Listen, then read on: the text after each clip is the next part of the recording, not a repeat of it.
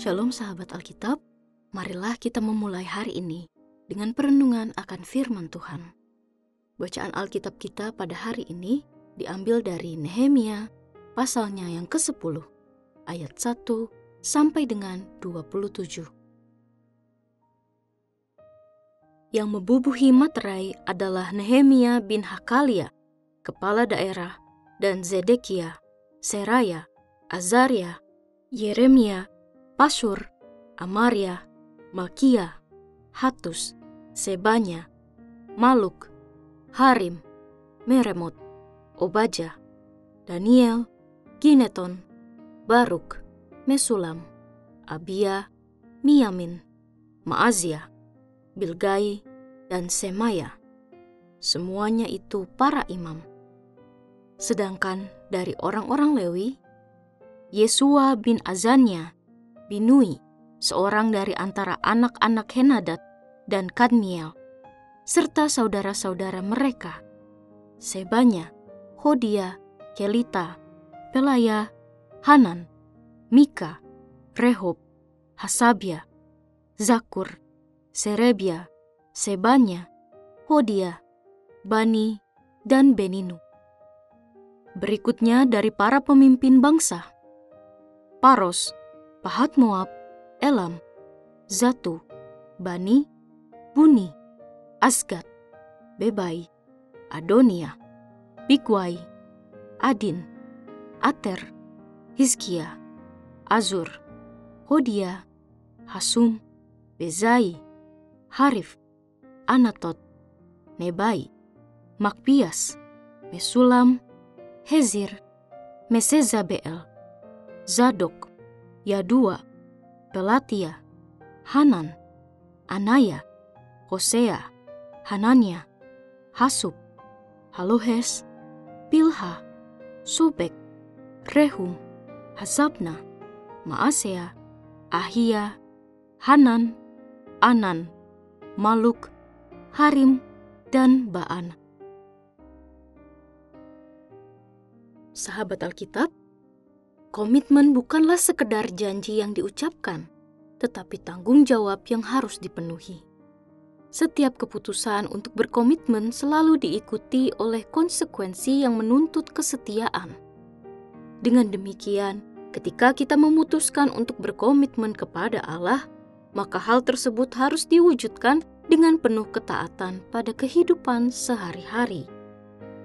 Nehemia pasal yang ke-10 ayat 1 sampai dengan 27 menggambarkan bagaimana para pemimpin Israel secara terbuka menandatangani perjanjian untuk setia kepada hukum Tuhan setelah mereka kembali dari pembuangan. Ia mencatat nama-nama para pemimpin, imam, dan orang-orang Lewi yang secara sadar mengikat diri mereka dalam perjanjian dengan Allah.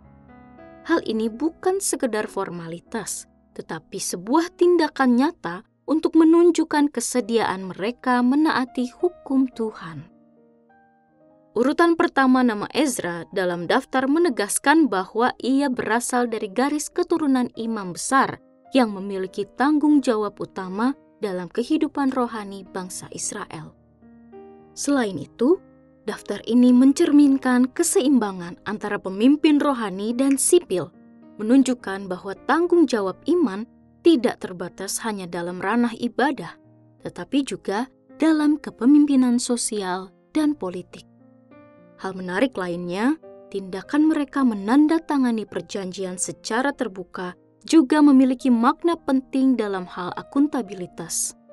Ketika seseorang menyatakan komitmennya secara publik, ia memberikan dirinya untuk diawasi dan bertanggung jawab atas komunitasnya.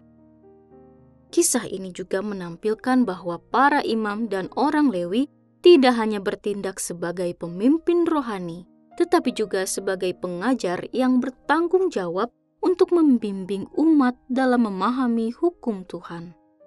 Bahkan, beberapa di antara mereka telah aktif dalam pembacaan hukum Taurat, seperti yang kita temukan dalam kisah sebelumnya. Perlu diakui bahwa keberanian para pemimpin dalam menandatangani perjanjian ini menjadi teladan bagi seluruh bangsa Israel. Mereka tidak hanya menyatakan janji mereka secara pribadi, tetapi juga meneguhkan komitmen itu di hadapan orang banyak. Dalam sejarah Israel, ketika para pemimpin rohani dan sipil berjalan di jalur yang benar, bangsa ini mengalami berkat dan pemulihan. Sebaliknya, ketika mereka gagal menjalankan peran mereka, rakyat pun terseret ke dalam penyembahan berhala dan pemberontakan terhadap Tuhan. Hal ini mengingatkan kita bahwa tanggung jawab iman tidak boleh dipisahkan dari kehidupan sosial. Sahabat Alkitab, iman sejatinya merupakan tindakan nyata yang diwujudkan melalui ketaatan dan tanggung jawab. Maka komitmen kepada Tuhan harus diwujudkan dalam kehidupan sehari-hari, baik dalam ibadah, pekerjaan, keluarga, maupun kepemimpinan. Marilah kita merenungkan sejauh mana komitmen kita kepada Tuhan bukan hanya diucapkan, tetapi benar-benar dijalani. Sebagaimana para pemimpin Israel berani menyatakan janji mereka di hadapan umat, kita pun dipanggil untuk menyatakan iman kita dengan keberanian dan tanggung jawab. Tanggung jawab dalam komunitas iman, keteladanan dalam kehidupan sehari-hari, serta kesetiaan dalam ibadah adalah cara-cara nyata untuk menunjukkan bahwa kita benar-benar hidup dalam perjanjian dengan Tuhan. Mari kita berdoa. Tuhan yang penuh kasih, terima kasih atas anugerah-Mu dalam hidup kami. Kami berdoa kiranya Engkau memberi kami kekuatan untuk tetap setia dan berkomitmen dalam iman kami. Bantulah kami ya Tuhan, untuk menjalankan tanggung jawab kami sebagai pengikut-Mu dengan sepenuh hati, hidup dalam kebenaran, dan membawa kasih-Mu kepada sesama. Kami percaya bahwa dengan pertolongan-Mu, kami dapat menghidupi panggilan-Mu dengan setia. Di dalam nama Tuhan Yesus, kami berdoa. Amin.